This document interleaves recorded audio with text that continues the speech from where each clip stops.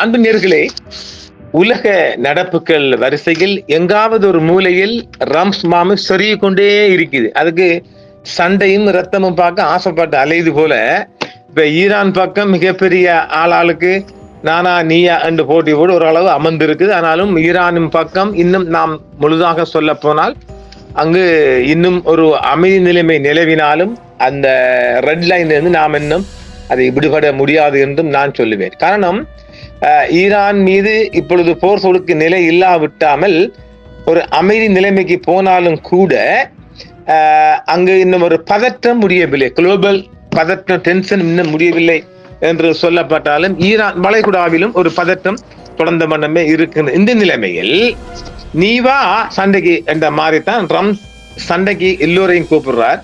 எங்க கிரீன்லேண்ட் பக்கமாக அவருடைய நங்கூரம் போயிருக்கின்றது. வளைகுடாவில் அவர் யுத்த நங்கூரம் இப்பொழுது கிரீன்லேண்ட் பக்கமாக நகர்த்தி விட்டார், ரெடி ஆயிட்டார். பிரான்சும் தன்னுடைய படைகளை அனுப்பி இருக்கின்றது. ஆளாளுக்கு, அதாவது கிரீன்லாந்து மக்களுக்கு ஆளுக்கு தலா $1,00,000 தாரேன், கிரீன்லாண்டை தாருங்கள், இல்லை என்றால் சண்டைக்கு வாருங்கள். இது எப்படி இருக்குது? நீ வடிவில் கூப்பிடு, நீ சண்டைக்கு வா, அந்த மாதிரி கூப்பிடுறார் ட்ரம்ப். கிரீன்லாண்டை கைப்பற்ற அமெரிக்கா புதிய வியூகத்தை வகுத்திருக்கிறது. இது தொடர்பாக அமெரிக்க அரசு வட்டாரங்கள் கூறியதாவது, கிரீன்லாந்து தீவில் சுமார் 57,000 மக்கள் வசிக்கின்றார்கள். அவர்களுக்கு தலா $1,00,000 வழங்க முடிவு செய்யப்பட்டிருக்கின்றது. இதன் மூலம் கிரீன்லாந்து மக்கள் அமெரிக்காவுக்கு ஆதரவு அளிப்பார்கள். எந்த வகையிலாவது கிரீன்லாந்து தீவை விலை கொடுத்தாவது வாங்குவோம். சண்டைக்கு போனா சண்டைக்கு போறோம், காசு கொடுத்தோம்னா காசுக்கு போறோம். 3 டிப்ளிகன் இந்த ராஜதந்திர மாடலே நாங்க பேசி பார்க்கிறோம். இல்லைன்னா சண்டை தான், எனக்கு அது வேணும், என்னமாலும் யாரை கொண்டாவது நாங்க அதை அடையணும். இதுதான் ட்ரம்ப்ட நிலைமை. விலை கொடுத்து வாங்குவோம், யாரும் போட்டி போடக்கூடாது. இல்லை என்றால் ராஜ்ய ரீதியில் பேச்சுவார்த்தை நடத்தி கிரீன்லாண்டை அமெரிக்காவுடன் இணைப்போம், தேவைப்பட்டால் ராணுவ நடவடிக்கை எடுக்கவும் தயங்க மாட்டோம் என அமெரிக்க அரசு வட்டாரங்களும் தெரிவித்தன. இது தொடர்ச்சியாக வர வார்னிங் தானே. 2ஆம் உலக போரின் போதே கிரீன்லாந்து தீவை அமெரிக்கா விலைக்கு வாங்க முயற்சி செய்தது. அதற்கு டென்மார்க் சம்மதம் தெரிவிக்கவில்லை. தற்போது அதிபர் ட்ரம்ப் ஆட்சி காலத்தில் கிரீன்லாண்டை வலுக்கட்டாயமாக பறிக்க தீவிர முயற்சிகளை ரம்ஸ் நிர்வாகம் மேற்கொண்டு வருகின்றது. இதுதான் இன்றைய சனிக்கிழமை மாலை செய்தியாக நாம் பார்க்கலாம். அதேபோல பாதுகாப்பு காரணங்களுக்காக கிரீன்லாந்து தீவு அமெரிக்காவுடன் இணைக்கப்படும் என்று அதிபர் ட்ரம்ப் அண்மையில் தெரிவித்தார். இதனால் அதிர்ச்சி அடைந்த Britain, France, Germany, Italy, Poland, Spain, Denmark ஆகிய நாடுகள் ஒன்றிணைந்து வெளியிட்ட அறிக்கையில் கிரீன்லாந்தில் வசிக்கும் மக்களுக்கு அந்த தீவு சொந்தம் என்றும் இதை வேறு யாரும் சொந்தம் கொண்டாட முடியாது என்றும் கிரீன்லாந்தில் எதிர்காலத்தில் டென்மார்க், கிரீன்லாந்து மட்டுமே முடிவு செய்ய முடியும் என்றும் தெரிவித்திருக்கின்றது. கிரீன்லாந்து நாட்டை கைப்பற்றிய தீர்வின் இதற்கு யார் எதிர்ப்பு காட்டினாலும் அந்த நாடுகளுக்கு எதிராக புதிய வரிகள் விதிப்பேன் என்று ஒரு பக்கம் இன்று மிரட்டல் கொடுக்கின்றார். அது ஒரு பக்கம் இருக்க, டென்மார்க்கினால் நிர்வகிக்கப்படும் சுவாட்சி பிராந்தியமான கிரீன்லாண்டை இணைத்துக் கொள்வதற்கான தனது திட்டத்திற்கு எதிராக செயல்படும் நாடுகளுக்கு எதிராக புதிய வரிகள் விதிக்கப்படும் என்று அமெரிக்க அதிபர் டொனால்ட் ட்ரம்ப் இன்று சனிக்கிழமை எச்சரித்திருக்கின்றார். வெள்ளை மாளிகையில் நடைபெற்ற மீடியா கான்பரன்ஸ்ல அவர் இதை உறுதியாக சொல்லிட்டார். எவ்வாறாயினும் எந்த நாடுகளுக்கும் புதிய வரிகள் விதிக்கப்படும் என்பது குறித்தோ அல்லது அந்நாடுகளுக்கு எதிராக பின்பற்றப்படும் வரி கொள்கை என்ன என்பது குறித்து அவர் இன்னும் சொல்லல. ஆனாலும் கிரீன்லாண்டை கைப்பற்றுவதற்கான ட்ரம்பின் தீர்மானத்துக்கு டென்மார்க் மற்றும் கிரீன்லாந்து உள்ளிட்ட பல ஐரோப்பிய நாடுகள் ஏற்கனவே தங்கள் எதிர்ப்பை வெளியிட்டிருக்கிறார்கள். அமெரிக்காவின் பாதுகாப்புக்கு கிரீன்லாந்து அத்தியாவசியமானது என்று ட்ரம்ப் கூறியதுடன் அது இலகுவானதோ அல்லது கடினமானதோ எப்படி ஆயினும் அதை கைப்பற்றிக் கொள்வதாக ட்ரம்ப் தொடர்ச்சியாக பல சந்தர்ப்பங்களில் கூறி வருகின்றார். தேசிய பாதுகாப்பிற்கு எமக்கு கிரீன்லாந்து தேவை, கிரீன்லாந்து விடயத்தில் அவர்கள் இணங்கவில்லை என்றால் என்னால் அந்த நாடுகள் மீது வரிகளை விதிக்க முடியும் என்று ட்ரம்ப் நேற்று தெரிவித்திருக்கின்றார். கிரீன்லாந்து சனத்தொகை சரிபற்ற ஆனால் வளங்கள் நிறைந்த ஒரு பூமியாகும் என்றும் வட அமெரிக்காவிற்கும் ஆர்க்டிக்கும் இடையில் அமைந்துள்ள கிரீன்லாந்து ஏவுகணை தாக்குதலின் போது அமெரிக்காவிற்கு முன்னெச்சரிக்கை விடுக்கும் கட்டமைப்புக்கும் பிராந்தியத்தில் கப்பல்களை கண்காணிப்பிற்கும் உகந்த ஒரு மையக புள்ளியாக, ஒரு சென்டராக அமெரிக்கா கதிருக்கின்றது. இதுதான் இன்றைய சரி. இது ரஷ்யா ரஷ்யா இது குறித்து இன்று அறிவித்துள்ள ஒரு ஊடக அறிவிப்பில், கிரீன்லாந்து டென்மார்க்கின் ஒரு பகுதி, கிரீன்லாந்தை சுற்றியுள்ள நிலைமை அசாதாரணமானது என்று ரஷ்யாவின் அதிகாரப்பூர்வ அறிக்கையை கொடுக்கிறது. கிரீன்லாந்தை டேனிஷ் பிரதேசமாக ரஷ்யா கருதுகிறது. வெள்ளிக்கிழமை நேற்று கிரெம்ளின் இருந்து வந்த அறிக்கையின்படி இது தெரிவிக்கப்பட்டுள்ளது. சர்வதேச சட்ட கண்ணோட்டத்தில் கிரீன்லாந்தை சுற்றியுள்ள பாதுகாப்பு நிலைமையை ரஷ்யா அசாதாரணமானது என்று கருதுகிறது என்றும் அந்த அறிக்கையில் தெரிவிக்கப்படுகின்றது. இந்த அறிக்கை ரஷ்ய ஜனாதிபதி விளாடிமிர் புடின் அதிகாரப்பூர்வ செய்தி தொடர்பாளர் டிமிட்ரி பெஸ்கோவிடமிருந்து வந்துள்ளது. உலகின் பிற பகுதிகளைப் போலவே கிரீன்லாந்தை சுற்றியுள்ள நிலைமையை நாங்கள் முழுமையாக கண்காணித்து வருகிறோம். மிகவும் முரண்பாடான சூழ்நிலையை நாங்கள் காண்கிறோம். கிரீன்லாந்து டேனிஷ் பிரதேசம் என்று நாங்கள் கருதுகிறோம் என்று கூறுகிறார் என்று ரஷ்ய செய்தி ஒன்று தெரிவித்திருக்கின்றது. இந்த வார தொடக்கத்தில் ரஷ்யாவும் சீனாவும் கிரீன்லாந்தை அச்சுறுத்துவதாக மேற்கு நாடுகள் தொடர்ந்து கூறி வருவது ஏற்றுக்கொள்ள முடியாது என்றும் ரஷ்யா கூறுகிறது. இந்த வேளையில் ட்ரம்பின் அச்சுறுத்தல்களுக்கு பிறகு டென்மார்க் மற்றும் கிரீன்லாந்து உறுதிப்படுத்தப்பட்ட அமெரிக்க காங்கிரஸ் குழு மேற்கிறது. அது உறுதிப்படுத்த கிரீன்லாந்தை அமெரிக்கா கையகப்படுத்துவதை நாடுகள் ஆதரிக்க என்றால் வரிகள் விதிக்கப்படும் என்று டொனால்ட் ட்ரம்ப் அச்சுறுத்தியதை அடுத்து இரு கட்சி அமெரிக்க காங்கிரஸ் குழு டென்மார்க் மற்றும் கிரீன்லாந்தை உறுதிப்படுத்த முயற்சிக்கிறது. இன்று கோபென்கேன், டென்மார்க்கின் தலைநகர் கோபென்ஹேவன், ஜனாதிபதி டொனால்ட் ட்ரம்ப் அமெரிக்கா ஆர்க்டிக் தீவை கையகப்படுத்துவதை ஆதரிக்காவிட்டால் நாடுகளுக்கு வரி விதித்து கண்டிப்பதாக அச்சுறுத்தி தொடர்ந்து இன்று சனிக்கிழமை இரு கட்சி அமெரிக்க காங்கிரஸ் தூதுக்குழு டென்மார்க் மற்றும் கிரீன்லாந்துக்கு தங்கள் ஆதரவை உறுதிப்படுத்துகிறது. இது எப்படி?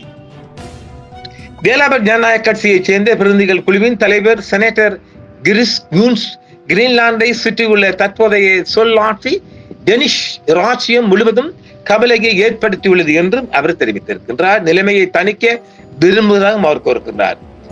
டென்மார்க் ராஜ்யத்தின் மக்கள் அமெரிக்க மக்கள் மீதான நம்பிக்கையை கைவிட மாட்டார்கள் என்றும் நான் நம்புகிறேன் என்று கூன்ஸ் கோபென்ஹேவனில் இன்று கூறியிருக்கின்றார். நாங்கள் ஒன்றாக செய்த அனைத்திற்கும் டென்மார்க் மற்றும் நேட்டோவை அமெரிக்கா மதிக்கிறது என்றும் கூறுகிறார்.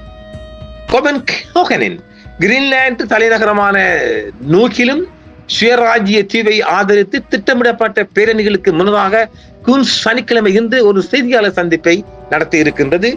அவரது கருத்துக்கள் வெள்ளை மாளிகையில் இருந்து வெளிப்படும் கருத்துடன் முரண்பட்டன என்றும் சீனாவும் ரஷ்யாவும் கிரீன்லாந்தை கைப்பற்றுவதற்கான தனது கோரிக்கைகளை நியாயப்படுத்த ட்ரம்ப் முயன்றுள்ளார். ஏனெனில் கிரீன்லாந்தில் இன்னும் பயன்படுத்தப்படாத முக்கியமான கனிம வளங்கள் உள்ளன. வெள்ளை மாளிகை அந்த பகுதியை வலுக்கட்டாயமாக கையகப்படுத்துவதை நிராகரிக்கவில்லை என்றும் சொல்கின்றார்கள். கிரீன்லாந்துக்கு தற்போது எந்த பாதுகாப்பு அச்சுறுத்தல்களும் இல்லை என்றும் கூன்ஸ் கூறினார். நேட்டோ நட்பு நாடான டென்மார்க்கின் அரை தன்னாட்சி பிரதேசமான கிரீன்லாந்தை அமெரிக்கா கட்டுப்படுத்த வேண்டும் என்றும் ட்ரம்ப் பல மாதங்களாக வலியுறுத்தி வருகிறார். மேலும் இந்த வார தொடக்கத்தில் ஆர்க்டிக் தீவு அமெரிக்காவின் கைகளில் இருப்பதை தவிர வேறு எதுவும் ஏற்றுக்கொள்ள முடியாது என்றும் தெரிவிக்கிறார். கிராமப்புற சுகாதார பாதுகாப்பு குறித்து வெள்ளை மாளிகையில் நடந்த ஒரு தொடர்பில்லாத நிகழ்வின் போது மருந்து பொருட்கள் மீதான வரிகளால் ஐரோப்பிய நட்பு நாடுகளை அவர் எவ்வாறு அச்சுறுத்தினார் என்பதை நேற்று விவரித்திருக்கின்றார். கிரீன்லாந்துக்கும் நான் அதை செய்யலாம் என்று ட்ரம்ப் கூறுகிறார். கிரீன்லாந்துடன் ஒத்துப்போகாவிட்டால் நாடுகள் மீது நான் வரிகளை விதிப்பேன் என்று மீண்டும் மீண்டும் எச்சரிக்கை விடுக்கின்றார். பிரச்சனையை கட்டாயப்படுத்த வரிகளை பயன்படுத்துவதை அவர் குறிப்பிடவில்லை. இந்த வார தொடக்கத்தில் டென்மார்க் மற்றும் கிரீன்லாந்தின் வெளியுறவு அமைச்சர்கள் இந்த வாரம் வாஷிங்டனில் அமெரிக்க துணை தலைவர் கேடி வான்ஸ் மற்றும் வெளியுறவுத்துறை செயலாளர் மார்க்கோ ரூபியோவை சந்தித்தனர். அந்த சந்திப்பு ஆழமான வேறுபாடுகளை தீர்க்கவில்லை, ஆனால் ஒரு பணிக்குழுவை அமைப்பதற்கான ஒரு சந்தர்ப்பத்தை உருவாக்கியது. அதன் நோக்கத்திற்காக டென்மார்க்கும் வெள்ளை மாளிகையும் பின்னர் கடுமையாக வேறுபட்ட பொது கருத்துக்களை வழங்கின. ஐரோப்பிய தலைவர்கள் டென்மார்க் மற்றும் கிரீன்லாந்து மட்டுமே பிரதேசம் தொடர்பான விஷயங்களில் முடிவெடுப்பது என்று வலியுறுத்தி வருகின்றனர். மேலும் டென்மார்க் இந்த வாரம் கிரீன்லாந்தின் தனது ராணுவ இருப்பை நட்பு நாடுகளுடன் இணைந்து அதிகரித்து வருவதாக கூறப்படுகிறது. ஆக இந்த கிரீன்லாந்துக்குள்ள நட்பு நாடுகள்ல படை இறங்கிட்டு இன்று பிரான்ஸ் படை இறங்கிட்டு டென்மார்க்கை விட அமெரிக்காவிற்கு சிறந்த நட்பு நாடு எதுவும் இல்லை என்று கூறுகிறார். நாங்கள் ஒரு நேட்டோ நட்பு நாடாக நம்பப்படலாமா என்று டேனியர்கள் கேள்வி கேட்க, விஷயங்கள் நாங்கள் செய்தால் வேறு வேறு விபரீதங்கள் வரும் என்றும் அவரும் சொல்லுகிறாக. டென்மார்க்கிலிருந்து ஒரு உலக சண்டைக்கு ஆன நங்கூரம் விடப்பட்டிருக்கின்றதை உறுதியாக சொல்ல முடியும். ஆமா, எங்க நாடும் ஒரு இலங்கை நாடு இருக்கு, எங்களுக்கு ரம்ஸ்மாம்ஸ் எங்களுக்கு 1 லட்சம் ஆளுக்கு 50,000 கொடுத்துட்டு எடுத்துட்டு போப்பா, ஏன் நீ அங்கேயே அடிச்சுக்கோ, இங்கேயே உங்களுக்கு எண்ணெய் வளம் எல்லாம் மண்ணால பாத்துக்கலாம். நம்ம கிழக்கு மாகாணத்துல நிறைய அந்த ரிசோர்ஸ் எல்லாம் இருக்குது, கனிம இந்த மைன்ஸ் எல்லாம் கனிம வளங்கள் இருக்குது, பார்த்து கையில மடியால போட்டு கொஞ்சம் மக்களை கொடுத்தா முழுது மக்களும் போலியில் நிற்பாங்க. இல்லமா இல்லையா?